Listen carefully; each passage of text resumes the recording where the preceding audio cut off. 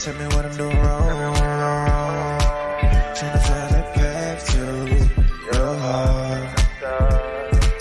Tell me what I'm doing wrong. But I faked it from the start. Get you on mine.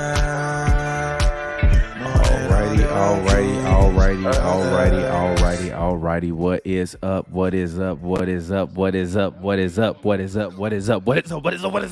We here. We live. As you can see, I got the stats on the back of the wall today. We came prepared.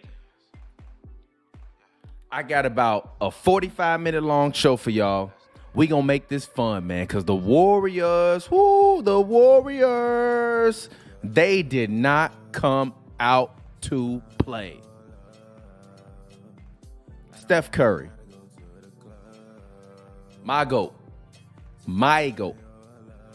of the new generation. Michael Jordan is the greatest of the generation before. I'm over 30, so I've experienced both generations. Michael Jordan is my GOAT. Steph Curry is my second GOAT. LeBron James is my third or the third GOAT in my lifetime. What in the blue hell, Stephen Curry, was that performance? Now, I'm going to say this. Joel from Hoops and Brews, he said it numerous times during the show. Vanderbilt going to bother Steph Curry. Steph Curry going to have trouble with Vanderbilt. Steph Curry going to have trouble with Vanderbilt. Steph Curry going to have trouble with Vanderbilt. And I'm like, man, this Steph Curry, he dropped 50, he going to be cool. Steph Curry had trouble with Vanderbilt. Is Jared Vanderbilt the Steph Curry stopper? Is Jared Vanderbilt the Steph Curry stopper? Let's go ahead and let's hop into some stats. Steph Curry today, overall, honestly, I thought he played terribly today. Awful game overall. He had 5 turnovers, very uncharacteristic for himself. He was a -1 for the game, as I have written down right there. He was a -1 for the game. He was 10 of 24 from the field.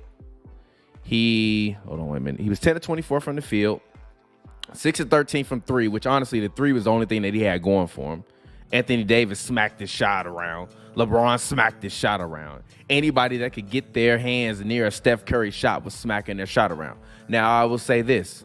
The Lakers did have one more day of rest because of the fact that they did away with the Grizzlies.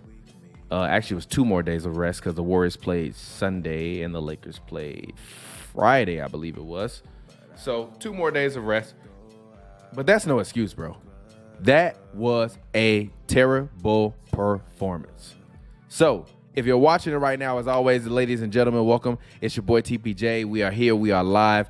It is the 2-for-1 show. And as always on the 2-for-1 show, if you're watching around the world, please comment where you are watching from around the world. Your time is always appreciated. I love you guys. We always have different fans from all around the world. So if you're watching right now, make sure you drop a like on this video. Make sure you comment where you're watching from around the world, and I will give you a shout out. But let's go ahead. Let's get right back into it. So Steph Curry, as I talked about, didn't particularly play that well to me in this game. He had 6 rebounds. Cool. 3 assists I didn't like so much. Even in the second half, you could tell that Steve Kerr was trying to adjust the offense. I think the Lakers did, and this is also why people tell me that Darvin Ham is a bad coach. The Lakers came out with a supremely amazing game plan. They attacked the perimeter. They made every single screen hard. It was hard for you to get through those screens if you're Steph Curry. It was hard for you to get through those screens if you're Klay Thompson. I think Jordan Poole had a good game. Honestly, I think Jordan Poole might, although he tweaked at the end, I don't know what kind of goddamn shot that was from Jordan Poole. He tweaked at the end. He big tweaked at the end. But I do think that Jordan Poole, to me personally, played the best all-around game for the Warriors. And even if you look at his plus-minus, he had the highest plus-minus on the floor today. Jordan Poole was outside of that last shot, which literally I wrote on the wall. Jordan Poole, what kind of shot was that, G? You have so many seconds left on the shot clock. You not fucking jack the ball up for 28 feet when you have Steph Curry on your team. But In the words of Michael Irvin, I'm chilling. I'm cool. I'm not worried. Now, I picked the Warriors in 6 to win this series. You see the hat. I picked the Warriors to lose versus the Kings because I thought the Kings would be able to outlast the Warriors and score more points than the Warriors, which it turns out that the Kings could not outlast and outscore the Warriors. Now, I picked the Warriors to beat the Lakers because I thought that the Warriors would try to play more 4-man out, which is not what they did. They started Looney and they started Draymond. I'm going to be honest. If I'm Steve Kerr, I might, and it might mess me up. And although Kevon Looney, as I wrote it on my wall right here, Kevon Looney, Warriors game MVP, 23 rebounds, 5 assists. Great game for Kevon Looney. Tremendous game for Kevon Looney. Like I have, I don't have the words for what it is that Kevon Looney has been able to do and display on a nightly basis out there on the floor. Like I think he's been nothing short of amazing.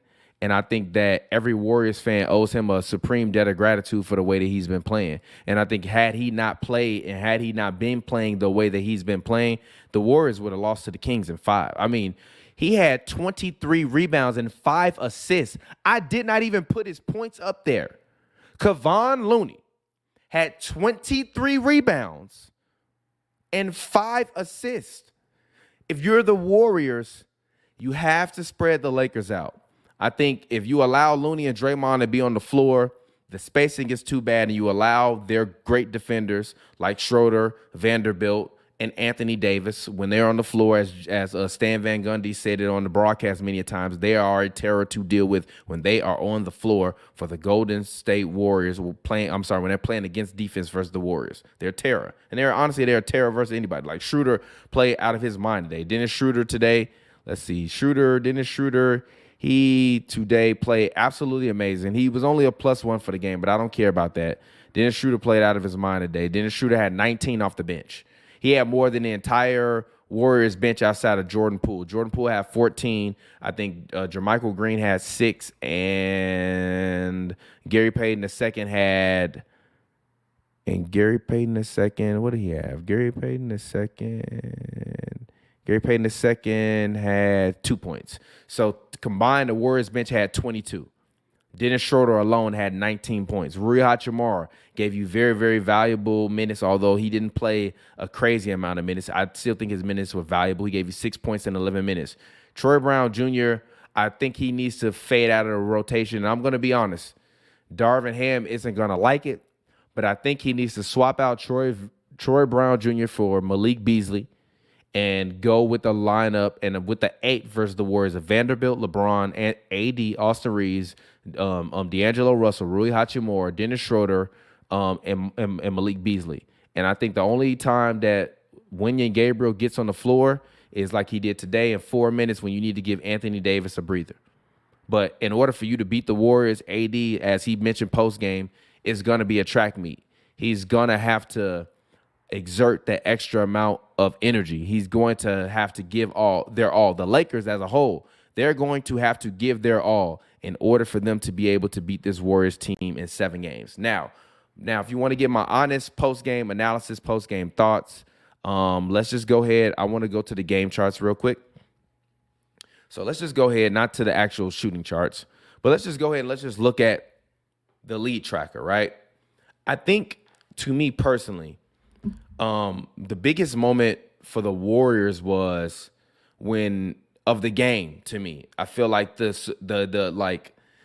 in this part in the third quarter, like right in this, I can't even highlight it, but right in that little, like right before the graph starts to go crazy. The Lakers were making some momentum plays, and they were doing very well. I think Austin Reeves, honestly, he deserves every penny he gets. He played amazing. And his ability to get into the mid-range, stop and shoot, now whether it be a floater, whether it be a mid-range fadeaway or a mid-range jumper or even just like a push shot. Austin Reeves has a multiple offensive package. He has multiple pieces of weaponry in his offensive package. And I didn't even mention his game today, but I'm going to talk about him. He played extremely well. But to me, to play at a game and the game as a whole, boiled down to the play in which Austin Reeves has the ball and he's dribbling the ball. You have you have LeBron standing off to the side, right? You got everybody on the other side of the court, left-hand side of the court. You got AD, Reeves, I think it was Vanderbilt out there, and Schroeder was out there. Andrew Wiggins starts playing the free throw line in the 15-foot line and loses track of LeBron James. And Reeves just does what he does, penetrates to the mid, right to that 10, 12, 15-foot marker. Wiggins wave his hand. It has no effect on the play. Reeves just throws the ball up. I didn't even see LeBron. That's how good Austin Reeves' play vision is. I didn't even see LeBron. LeBron explodes to the rim. Alley-oop. Game was over to me at that point. Now, the Warriors had their opportunities to come back, and I even was texting the homie Dan. We made a friendly wager over a beer on the series because he's a mad Lakers fan. I'm like, yo, the Warriors are going to win, and we made a friendly wager for a beer. But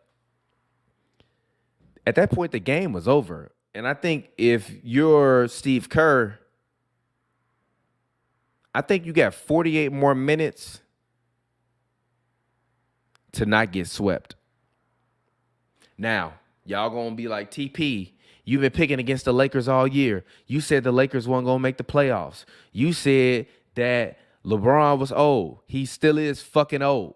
You said AD get hurt all the time. He still get hurt all the time. You said Russ couldn't shoot. Russ, he still couldn't shoot. He got traded away. He came to the Clippers. He did a little bit better, but he still shot around 40% from the field goal range. He could never really shoot. The Lakers have a completely rebuilt and revamped team. But if I look at this Golden State Warriors team, if you're Steve Kerr, I might not sleep tonight. Because there are no rotations left for you to counter with. I swear, and I know y'all going to be like, TP, you trash at 2K. We always hear these stories about you losing to Pavi Joe in 2K. Yes, I'm not trashing 2K. I beat it on Hall of Fame mode, but I'm not that great against other human beings. I beat the computer. Whatever. Sue me. I don't care. Buy the T-shirt. It's on hoopsandbrews.com/merch. But my point is, I was playing with the Warriors versus the Lakers. And the game that I played looked eerily similar to what I saw today. I was missing shots with Clay. Even though Clay had a great game overall to me, he played great basketball. I just needed more from Steph Curry. Giving away 5 possessions when you're Steph Curry is too many, especially because I think 3 of them was when he just drove to the lane, got his Ja Morant on when he jumped into the middle of the air, had nowhere to go with the ball, and either tried to lay it up and got it blocked, or he threw the ball, or Vanderbilt tipped it away. It was a lot of sloppy Steph Curry basketball play today. So to me, I'm looking at the Warriors and I'm saying you got 48 more minutes to prove yourself. Because if the Warriors lose the next game, they're going to get swept. And if the Lakers win the next game, they're going to win the championship. And you can call me a hater. You can say I hate LeBron. You can say, oh, TP, you flipping. You can say blah, blah, blah. I thought today that the Warriors would come out, especially off the momentum that they had, and continue to flourish and execute offensively. I didn't think Steph Curry would be riding too high off of scoring 50 in a Game 7 to where he came out in Game 1 of the next round and was flat. And he was flat. Overall, he was flat. He was flat like a soda you left out overnight. Kevon Looney was the MVP of the Warriors. 23 rebounds, 5 assists. I still have not mentioned his points yet. Now let's talk about Anthony Davis.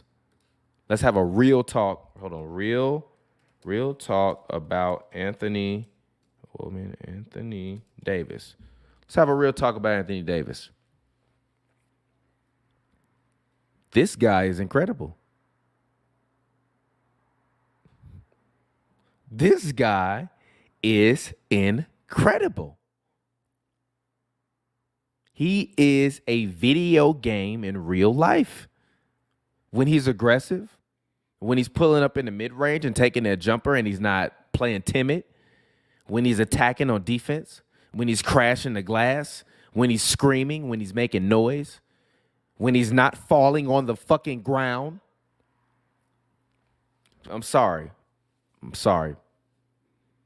But Anthony Davis is the top 10 big man of all time when he's on the floor. The biggest problem is it's hard to keep him on the floor because he's always on the floor.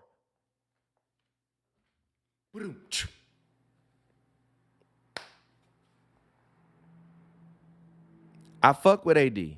Heavy. 30 points, 23 rebounds. That's some intense work. That is some intense work. Intense work. That's some intense work. Let me look. I just want to look up his accolades so that way I put what he has accomplished in his career, even though he's only the age of 30, into perspective. NBA champion, 8-time All-Star, All-Star Game MVP, 4-time first team, 2-time All-NBA defense first team, 2-time All-NBA defense second team, 3-time blocks leader, All-Rookie first team, NBA 75 anniversary team, NCAA champion, NCAA Final Four outstanding player, National College Player of the Year, consensus first team All-American, every defensive player, freshman player you could think of in college, gold Olympics in the gold games in 2012, gold in the World Cup in Spain. Anthony Davis, when he is healthy, bar none, is incredible. He is incredible. He's better than Tim Duncan. He's better than Kevin Garnett. He's better than Bill Russell. Not better than Shaq. Not better than Wilt. Sorry, can't go there. Not better than Hakeem, because Hakeem was unfathomable just with his ability to be able to move. He could score in the mid-range. He can get you 2-3 blocks a game. He was unstoppable. AD doesn't have any unstoppable moves. We had this argument on Hoops and Brews. Is Anthony Davis a top-tier offensive big man? I don't believe he is. I think he's a above-average offensive big man and a god on defense. And he is a top 3 Laker big man all time. Shaq, Cap obviously is number 1. AD, period. AD is better than Wilt was as a Laker. AD was way better than Wilt was as a Laker. And AD is going to win the finals MVP if they get to the finals and they make the finals and they win the finals. Anthony Davis is the best player on his team. LeBron is the clear second best. Austin Reeves is the third best player on his team. Anthony Davis is a god in basketball shoes. Anthony Davis should be revered instead of ridiculed. But the ridicule comes from the fact that he can't stay on the floor. Even today, get hit under the rim, start grabbing this thing. I'm like, gee, can you ever get hit and not grab something? AD is that guy. Now, if the Lakers are able to win game two, which are the most important 48 minutes of Steph Curry, Steve Kerr, Draymond Green, and Klay Thompson's legacy. Yeah, I said it.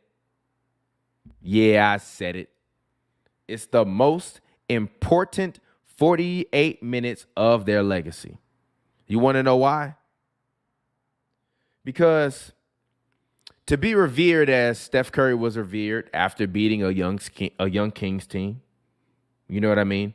You always want to give the GOAT the praise, and he deserved the praise, 50 points. He deserved it. 50 points, closed them out. But when we talk about the Steph Curry-LeBron thing, I mentioned it, and I said it. I said it on Happy Hour. Steph Curry beat LeBron this time. I don't want to hear LeBron as the GOAT no more. I don't want to hear LeBron as the GOAT no more. But if the Warriors get swept or it's a gentleman's sweep, woo, that GOAT might be that GOAT. If LeBron get another ring and he's still playing at the level he's playing, which is like 20-9, 5 assists, 3 assists, I can work with it. I can go with it. I can give LeBron his credit. I don't hate LeBron. I've told you all a million times, LeBron is a top 100 human being to me to ever walk the face of the earth.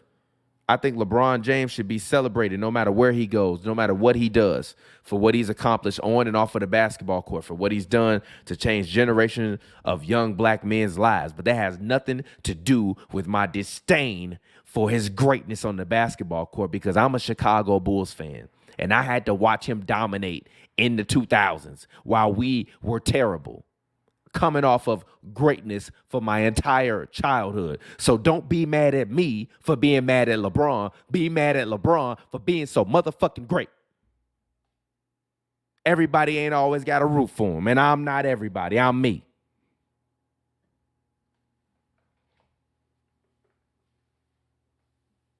And I ain't rooting for him. But I call a spade a spade.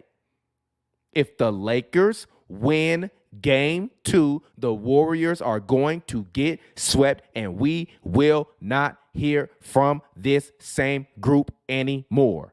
You got out-rebounded. The Lakers had 40 rebounds. The Warriors had 35 rebounds. In the words of Marvin Gaye, tell me what's going on. Anyways, I got a special guest. I haven't heard from this man in ages. And ages. Hold on, wait a minute. I gotta make his card. Daniel, the superstar, the guy behind King Watch LA Twitter, Daniel Belts. Welcome to the program, my brother. How you doing today, brother? Pretty good. How are you doing? Hold on one second. Let me unmute it. All right, there you go. How you doing, brother? You got a beard now? I know. How you doing, man? I'm doing pretty good. What's good, bro? Welcome to the program. Thank you for coming on a 2-for-1 show. Do me a favor, just if you can, center yourself a little bit. I don't know if you got your phone propped up. If you do, then it's all good. But got my phone propped up here. All right, cool. But welcome, Daniel. I appreciate you for joining, man. It is beautiful to see you, my brother. How are you feeling today? You all got a great win. I talked to one of the homies. He's a Lakers fan. He said, I'm not going to celebrate today. I'm glad we got the win, but there's nothing to celebrate. I'm not going to celebrate. And I said, you know what? I can respect that. I'm not upset at that. I give you credit for saying you're not going to celebrate. So tell me, how do you feel? Talk to me about the way you feel about this Lakers win. I mean, it's nice we won game 1, but the last 6 minutes was terrible. It was just terrible basketball all the way around. Going from 14 to basically a tie game with 5 points or with 5 minutes to go, that was trash.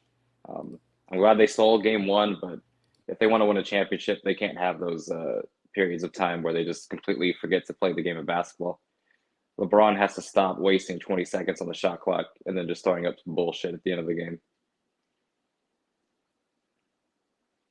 So, to me specifically, I know how hard it's been as an Anthony Davis fan he's an experience. Yeah. You know what I mean? He's like, you know what I mean? What are your thoughts on just the level of greatness that we've seen from him? You know, this playoff run. I mean, he's had some scary moments and some falls where we've gasped, but in large part, he's been spectacular. Can you just talk to me about Anthony Davis and how you feel about the job that he's done? He had 30 and 23 today. He has been an offensive dynamo every other game. Today, he was an offensive dynamo. He honestly, I think, scared Steph Curry the entire game. Give me your thoughts on Anthony Davis. Anthony Davis is our best player. Going forward from now until LeBron retires, AD is our best player. There is nothing on the court that Anthony Davis can't do. He will score 30 points, he will get 20 rebounds, and then basically disrupt the entire offensive scheme that the other team is trying to put out.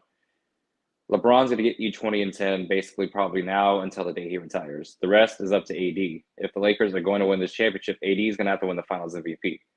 Like, this is no longer LeBron's team, and that's okay. This is year 20 for LeBron. AD has to take over. Every time AD hits the ground, we all get scared, but he's playing through injuries that a lot of other players kind of set out through. AD is actually showing me a lot of toughness. I believe in the last 25 games of the regular season, he only missed 3.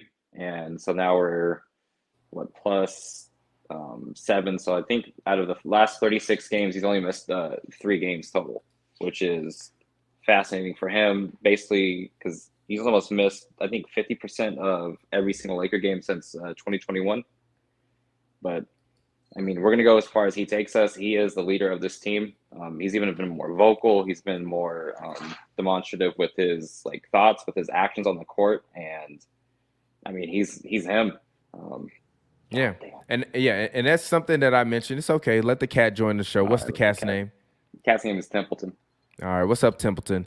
So Templeton, how do you feel about Anthony Davis's ability to protect Kevon Looney against the offensive glass? You believe that he did a terrible job? Yes, I believe that the Lakers did do a terrible job keeping Kevon Looney off of the offensive glass. But I will say this. As long as they win the offensive and the defensive rebounding matchup every night, Kevon Looney can grab 40 rebounds every night. You know what I mean? As long as it's even, it's okay, and that's basically what it was. The Lakers tonight. were +5 today on the rebounds. The Lakers had 40 rebounds. The Warriors had 35 rebounds. Kevon Looney had 23 rebounds. And Draymond Green today was terrible. He got annihilated on defense. He missed a couple bunnies, and he did not rebound today. He had another triple single.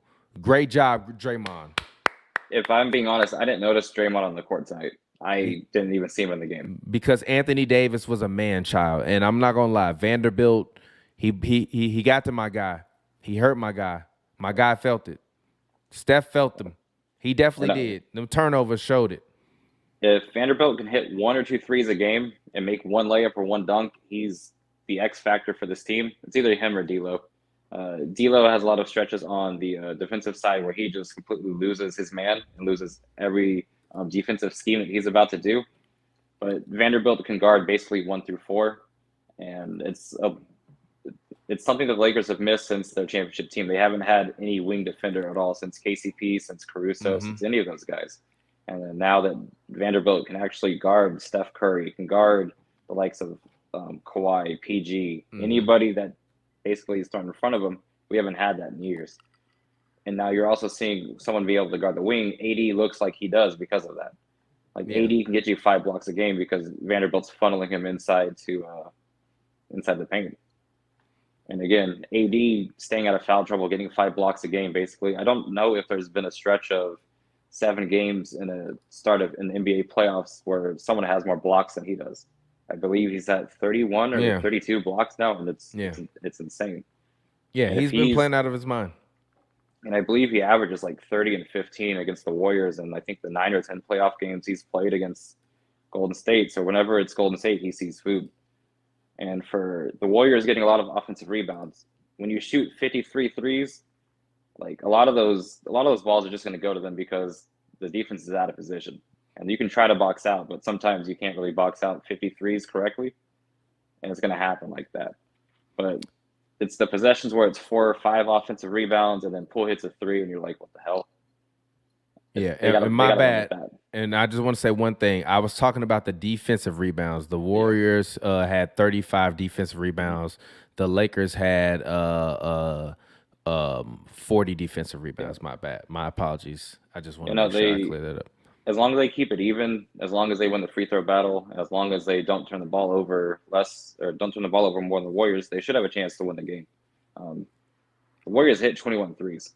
I don't know the last time a team has won the 3-point battle by 45 points and lost the game in the playoffs. Yeah, see, and that's my problem with the Warriors. It's they had 21 threes, but I would say about 7 of those, they were to me, there was no point in the game. I think there was probably a 30-second point in the game, literally in the second half, where I thought the Warriors could win. And I mean, literally 30 real-time seconds. Yep. There was, and I swear to God, the rest of the time I was like, oh, they're about to lose. Because I'm fine with the Warriors taking as many threes as they did, 53 threes. But if Clay is going to go 6 of 16 and Curry is going to go 6 of 13, we got a problem. Wiggins 1 of 5 from 3. Jermichael Green played great today. He had 2 threes. Good job to him. But Wiggins,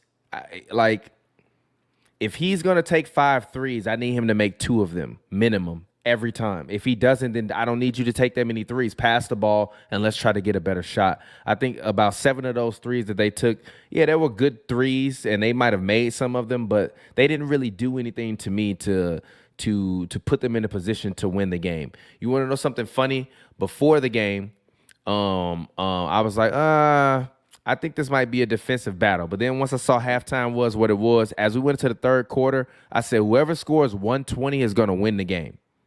The Lakers scored 117. Yeah. So even going into the third quarter, I think the score was what it was like 100-96, I believe. I think the Lakers had 95, like 95 to 89. Okay, something like okay. I'm sorry. Okay, I'm sorry. 95 to 89. It was within 6 points. My bad. Apologies. But still, I was like, all right, cool. So now we're in a track meet. If I'm the Warriors, we gotta get to 120. So we need to at least score 30 this quarter. If we can score 30 this quarter, we win the game. Didn't happen that way. Yeah. So I think that, you know, I said it, and you know, the Warriors scored 24 in that quarter. If they would have scored 30, which is 6 more points, they would have won the game by 1 point. You're not going to win against the Lakers where you have two quarters consecutively where you scored 24 in those quarters. Like, I'll give the Lakers, you know, this credit. They didn't score 30 in the first quarter, but they scored 29. So if you include the first quarter, the second quarter, they scored 36. The third quarter, they scored 31. You give yourself enough wiggle room in the fourth quarter to strap up and play defense and get outscored and still win the game, which is ultimately what happened. But if you're the Warriors, you can't go out and score 31, 33, then 24 and 24. Like, that's the Warriors live in a territory of, if they're playing well and they're turning the ball over a lot, they can afford to make a bunch of threes and make mistakes because the game is so chaotic. But when a team like the Lakers slows the game down a little bit more, and as you saw when the Warriors made that, I believe it was 14-0 run in the fourth quarter, the game started to get a little more chaotic. The Warriors just couldn't get any of those extra possessions to go in that the Lakers were able to get. So the Warriors only had 8 turnovers today. So you can't even blame the turnovers. 5 of them came from Stephen Curry. I think the Lakers also had only 8 turnovers. I think both teams played scheme-wise the games they wanted to play until it was like the Warriors took forever to switch to zone in the fourth quarter. I think the Warriors go to a lot more zone action game 2.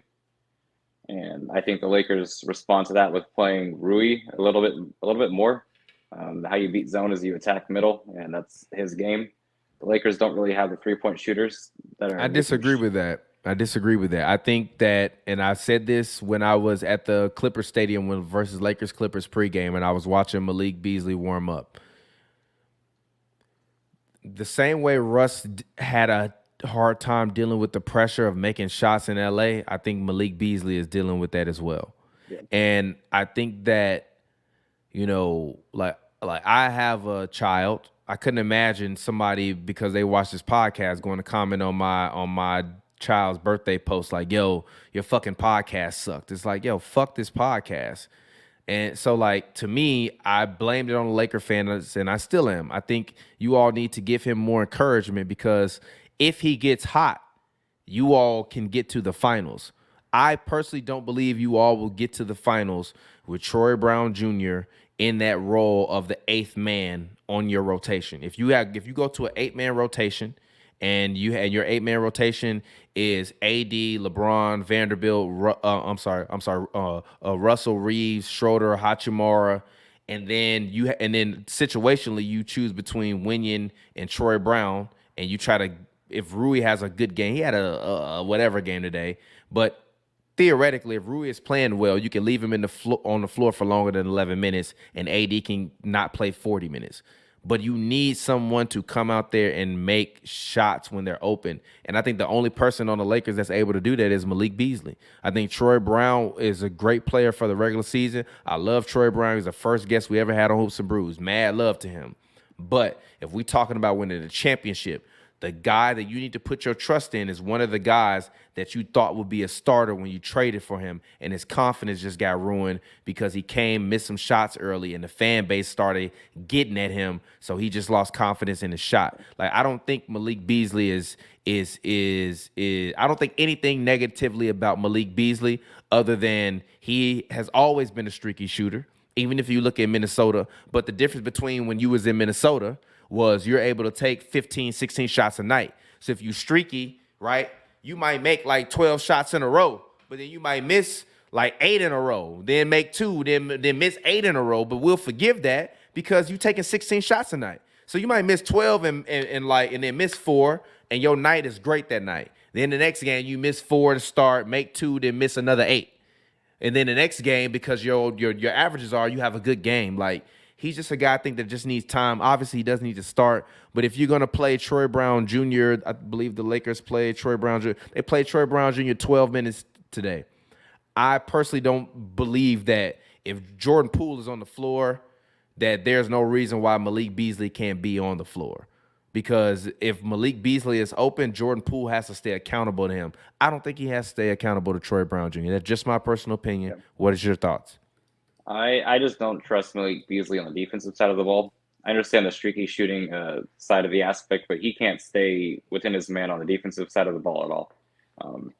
He's just as lost as Troy Brown is, and I think they stick with Troy. I think he's a little bit taller than Malik, but I mean, both kind of are the same. Both are going to offer you the same. Both might get streaky. Both are going to lose Klay Thompson. They're going to lose Jordan Poole. They're going to lose Steph Curry in half-court defense.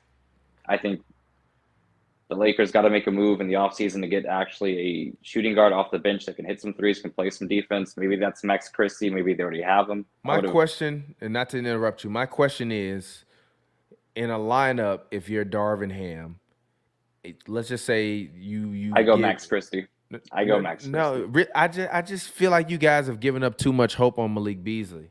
Like, I have, for not by my own, I watched a lot of Timberwolves games because I like Anthony Edwards. Okay. So I've seen Malik Beasley play like at the beginning. I never thought he was bad. I thought he needed to get the fuck out of there so Anthony Edwards could shoot the ball. But he's a guy that I just think, I guarantee you, if he gets a chance in this playoffs, he is going to make a difference for you all in one game, and you all will be singing his praises. And I think that he needs more time. I like Troy Brown Jr. It's just like, and yeah, he get lost. But also, to me, put him on fucking Wiggins. Put him on Wiggins. Wiggins can't fucking shoot. Y'all, the paint is so packed. The Warriors don't want to go down there. That's why Wiggins taking 5 threes is kind of crazy. He don't really take 5 threes like that. But then if you put one of them on Wiggins, we're gonna hide D'Lo. Like, we can't hide D'Lo. But this is the thing. I think to me personally, I would run a lineup if I'm gonna put Malik Beasley on the floor. It would probably be Rui. It would probably be Rui, LeBron, Vanderbilt, Reeves, and then I put Beasley on there and just give him sporadic minutes in between there. And then because the Warriors usually are going to counter with Wiggins at the 4, and Draymond at the 5, or Looney at the 4, and Draymond at Looney at the 5 and Draymond at the 4. I would just put LeBron on whoever's the 3. Like, if it's just Klay, like I like Klay don't do shit. People talk about Klay moving around. He don't fucking move around no more. He really don't. Like, old Klay used to get open all the time. Yeah. Now he only get open if he coming off pin downs or action that's geared for Klay. Klay, before he got hurt, never stopped moving like Steph Curry. Now he only moves if a play is called for him or some kind of screen where he knows Steph is going to get a double team, so the ball going to swing open to him. Klay don't really move around that much. Put LeBron on him, live with it for 2 minutes, see if you can get a couple extra possessions. Like, I just think your team, the same way the Suns are not going to win with Chris Paul, Kevin Durant, and Devin Booker playing 40 minutes a night, as you saw with Chris Paul blowing out his groin, the Lakers are not going to win with Anthony Davis playing 40 minutes, LeBron playing 40 minutes, Reeves playing 38, Schroeder playing 30, Russell playing 30. Like, you're gonna need to bring that down more near 38 for the top guys and more near 30 for the other guys. And I think if you give Rui a little bit more of a leash and you switch the lineup up a little bit more, because you got to think about it. The Warriors are either going to try to play more 4-out and straight zone next game, or they're just going to say, if we clean up, if like Steph, you have 5 turnovers. If you have 2, we only have 5 turnovers for the game. And those extra possessions could have, as I mentioned, those 6 more points could have won them the game. Those 3 extra possessions. So Draymond missed a couple layups. Like, there's a lot of things that the Warriors. So like, if I'm Darvin Ham, I'm not gonna. I know you're gonna be upset as a Laker fan when he get experimental next game, but I'm not gonna be upset at him if he gets a little experimental, because I think you need to preserve LeBron and AD, especially now that it's going to be literally every other day. And you know that the Warriors already have 2 less days than you have. You need to keep those guys fresh, because as the broadcasters kept saying at the end of the game, LeBron and AD are gassed. It looks like the Lakers are walking in mud. You have to slow it down, because also the same as with Chris Paul, when shit start to go wrong when you get too much mileage. So I do think that although you don't have faith in Malik Beasley, I'm going to tell you, believe in him for me. Now, if he get in the game and he go 0-5, delete the footage. Did you watch him against the Grizzlies? That's different to me, though. Okay. And I'll say why it's different to me. Because Bane, Brooks, and Ja all have the ability to get to the rim. None of the guys on the Warriors outside of Steph really has the ability to get to the rim. Like, Poole can, but he got to spend 12 seconds getting to the rim. Steph can spend 5 seconds getting to the rim. Ja can spend 3 seconds getting to the rim. Bane can spend 5 seconds getting to the rim. Brooks, he might spend 7, 8, but he's not spending 12 seconds to get to the rim. Poole going to dribble, spin, get the ball handed off, get it back, and then go up and do some crazy shit. And Klay gone, and it's a turnover. Steph gonna do what he do and get to the rim. The Grizzlies, and even Tyus Jones, lowest assist to turnover ratio in the NBA for the past, I believe, 4 or 5 years. He is efficient with the ball, and he's able to get to the rim, and he can stretch out and make the 3. That's a different level of like ability for you to be able to guard if you're not used to guarding that level of competition. Like I said, I don't believe Klay can move that well. I don't believe Poole can do that well. I think if you give Malik 5 minutes and it works, just give him 2 more. Give him 2 more. I would have liked for them to at least give Winian probably 2 or 3 more minutes in the fourth quarter. I know AD wanted to play the whole second half. He did fine in the first stretch, though. But this is why you can't do that in the second half. Because of something I heard Draymond Green say on his podcast. He said, there was never any point in that game where I thought we was going to lose. He was like, going into the second half, I was kind of like, well, we kind of got some shit to fix, but like, I don't think we're going to lose. Like, and 30 looked like he going, he going to continue to do what he do. I think the Kings' youth and inexperience is why they lost multiple amounts of them, like at least 2 of them games versus the Warriors. I would actually put it on 3. I put it on all of them games, because even game 3, your youth and inexperience allows you to come out and be flat and get blown out. If you have any kind of whatever, you gonna knock heads with them to the point where when they win game 2, they know they getting fucked over in game 3. I'm sorry. When they win game 3, they know they're getting fucked over in game 4. They did not do that. They gave the Warriors all the confidence. When they won game 3, I was like, yeah, the Warriors not losing another game in the series. The Warriors did, but I was like, yeah, the Warriors going to win the series. Game 7, young guys get on the floor, bad actions. You see Davis Jr. with the bad foul on Klay. You see actually Davis Jr. with a few bad plays on Klay Thompson. Davion Mitchell didn't get that many minutes because he wasn't necessarily that effective. A guy like Wenyen Gabriel is the same to me as a guy like JaMychal Green or Anthony Lamb for the Lakers. If he plays 6 minutes and they're good, otherwise, no. I think AD was gassed in the fourth. I think he should counter more with Rui at the center. They did that against the Grizzlies, and it was ugly. Yeah, but the Grizzlies, even still, Xavier Tillman and Jaren Jackson Jr., Dylan Brooks, and Desmond Bane, and Ja Morant are all rebounders than the entire Warriors team combined outside of Kevon Looney. Yeah. So even if you the Lakers, like, yo, we need to give AD 5 minutes of real time, 2 minutes game time, timeout, and a TV commercial. Go out there, rebound, especially because you all had the lead. You could afford to give up, like you gave the lead up anyway. You know what I mean? You might as well have Rui in there while AD got a little bit of rest. He could have came back and, you all really like not. And I don't mean it disrespectfully. You really limped to the finish line, even though you got there. But you limped to the finish line. If you would have been able to get him a little blow, cool. You still leave LeBron out there. LeBron had a great game, but he didn't really do that much. It wasn't really on. Like, that's the thing I like about this version of the Lakers team. Reeves takes the ball out of his hand like Kyrie would do and just play makes. And LeBron can just get his rest. And then, like, Reeves would just be like, hey, LeBron, like, if you cut when I cut, they might focus on me. If they don't, you got wide open layups or shots at the rim. And LeBron's just like, all right, cool. You want to be Kyrie? Try it out. And somehow it just works every time. And LeBron's like, I'm right behind you. I'm going to dunk the ball in or lay it up. Or even Reeves threw him a tip pass in that game, in the last game versus the Grizzlies. Way too high. LeBron just kind of took it later. That's some Kyrie shit. So I like you all. I think you all are doing a good job. What are your final thoughts going into game 2, Lakers versus Warriors? I hope they're able to steal game 2 as well. We'll see how they attack the zone because it's going to be clear that the Warriors are going to play a lot more zone. And I think they'll counter with Steph having the ball a lot more instead of running through screens. I think he'll be more of the primary ball handler. So AD is going to have to step up in a lot of those pick and roll actions, hoping to deter Steph Curry from shooting those threes. Although before this game, I think Steph shoots very well when AD is his primary defender because he just puts a little more arc on it. It'd be nice to have like a LeBron game where he goes out and gets you 30, 10, and 10. Not that he's been underwhelming this playoffs, but you can kind of see age is kind of caught up to him. You can kind of see the foot is kind of caught up to him. I would like to see a big D'Lo game, a big Austin game, kind of like you said, like this team actually has depth. The trades they made at the deadline, the players they got has allowed this team to be more balanced other than in teams in the past 2 years, a lot more like the 2020 championship team. And I don't think any Lakers fans are satisfied with only winning game 1. They all want game 2.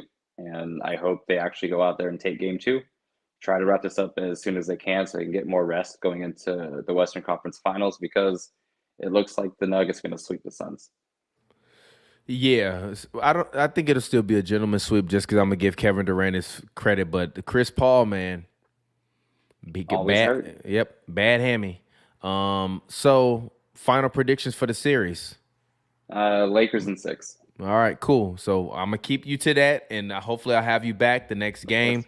But, Daniel, I appreciate you for joining me on a 2-for-1. The podcast will be out. My brother, I miss you. You are still a podcast legend to me. I still miss turning you on every week and just playing you on my TV and hearing your voice as you talk about the Lakers. Even though I'm not a Lakers fan, you are missed, my brother. I miss you too, man. All right, man. Thank you, Daniel. I appreciate it. All righty, peace. All righty, fans. So we are here at the point. Let's go. Now look here, young woman. Let's go. It is time. The show has come to an end. It's your boy TPJ. I appreciate you all for tuning in. I would talk Miami Heat versus New York, but Jimmy didn't play, so it really don't matter. And until next time, it's your boy TPJ. Been 2-for-1. Make sure you drop a like. I don't wanna have to go to the club to find your love. I hope that we can meet at the coffee shop, or we can meet at the bar where the food's hot. But I don't wanna have to go out to the club to find your love. Yeah. But now that I think about it, I met you a long time